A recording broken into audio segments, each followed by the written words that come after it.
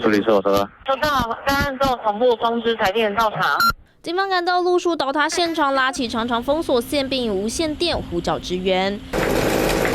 过没多久，工程人员赶抵事发地，出动大型机具，先破坏上方树枝，接着再以电锯徒手锯木，加速抢修进度。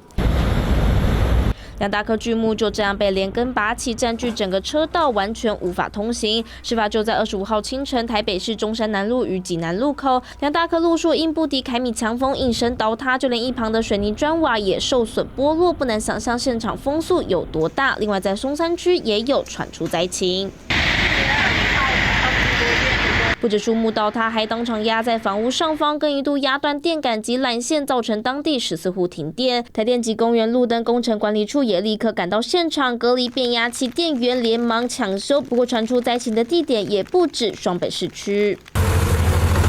随着树木倒塌，大片落石跟着滑落，造成新北三峡安坑山区道路完全无法通行。所幸在2个小时后顺利抢通，也没有造成人车受伤。